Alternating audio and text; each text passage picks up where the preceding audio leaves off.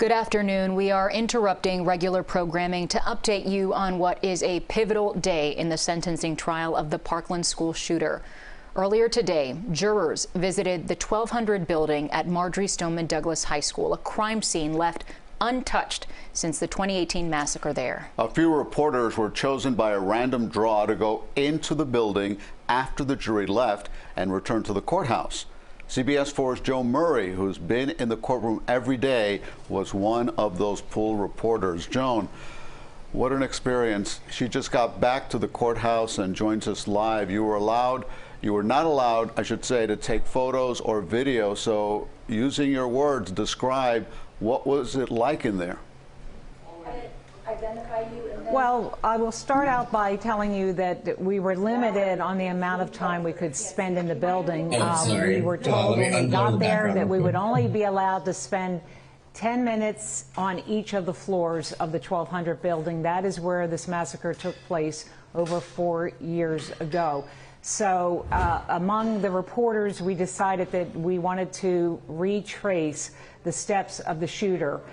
Again, it was very compressed because we had very little time on each floor.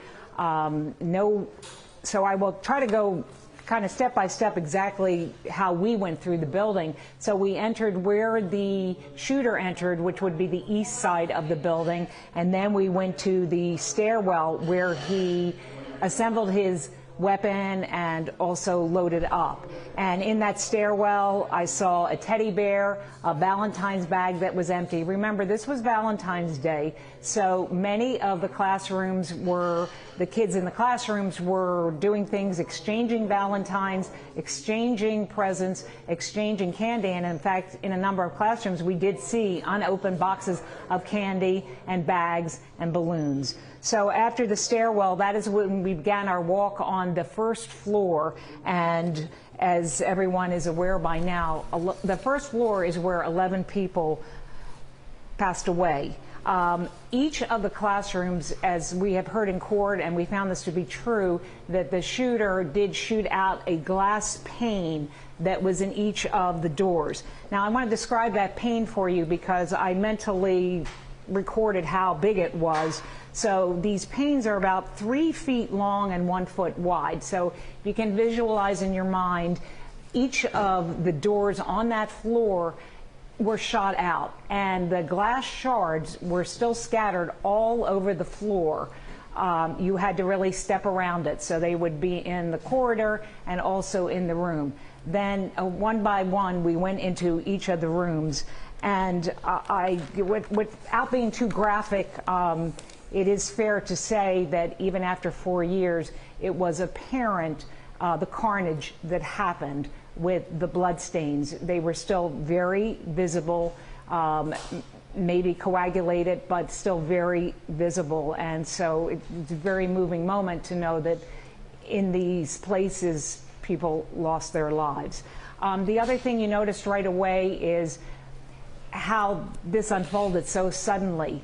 Remember, people were in the middle of class, so you can actually see laptops on desks, dust covering those laptops. On the floor, you see scattered bags, stuffed animals in some room, and again, the glass shards. I spent some time in what would have been the class where the Holocaust teachings were going on. I noticed a sign in there on the bulletin board, "We will not forget." And it was in that classroom that 2 people lost their lives. Again, the blood stain was very visible. In another classroom, it was just so amazing to see. So when I tell you about being frozen in time, I mean literally try to imagine binders open. In one classroom, there were you could tell that the students had just been working on algebra, math problems. So that has all been left intact. Nothing has been cleared out of the classrooms. So they are really mostly in the state they were on that day more than 4 years ago. We continued on to the second floor of the building. No one lost their lives on that floor. However, a number of the glass panes on the doors were shot out. And then finally on the third floor, we had The BSO deputy who was guiding the group basically said, you want to spend less time on the second floor because there was less to see, basically. So we were given 10 minutes on the third floor. And of all the things we saw, I would say that is where you really had a true picture of the violence and what happened there, and the students who lost their lives in that hallway based on the blood stains, and also you could see in several of the walls bullet holes. Also on the third floor is where the teacher's lounge, where the shooter went in after unleashing all that firepower. And as we know from testimony, he tried to shoot out windows in that teacher's lounge on the third floor. So we finally had a very clear view of those bullet holes. There were 5. It was 2 panes of glass, 5 bullet holes.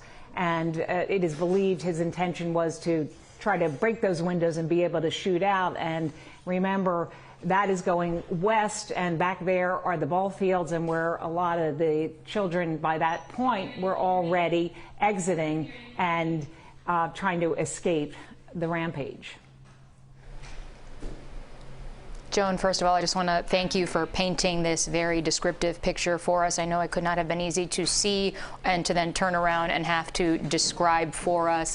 I know that the media members were not able to be in the building at the same time as the members of the jury. Did they go in first, and so were you able to see them as they were leaving at all? And if you were able to see them, could you glean anything from their posture, from their demeanor, any sort of emotion from those members of the jury, if you were in fact able to see them after they left?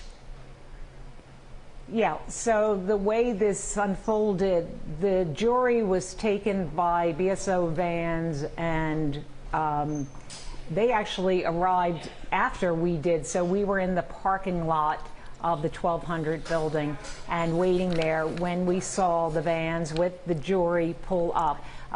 There was one note where 2 female jurors, we did notice one put her arm around one of the other jurors, kind of as a show of solidarity and strength. But remember, they really were urged not to speak, but this was a nice gesture. They were allowed to spend more time in the building. I think it was almost 2 hours before we saw them exit, and the exit was orderly. I didn't notice anyone upset or demonstrating any unease, and then they were put back in the van and taken back to the courthouse. And then it was at that point that we were driven to the front of the, or rather it would be the west side of the 1200 building, and allowed to exit and began our walk through the building. Well, Joan, they say there's no substitute for seeing something with your own eyes, and I guess that is what the attorneys wanted to happen today. That is, in fact, what happened with the jury members and you, who have been covering the story for so long, to actually be there. Thank you so much for, again, as Lauren said, painting that picture of what the jury saw today. Joan Murray, thank you, reporting from the Broward County Courthouse.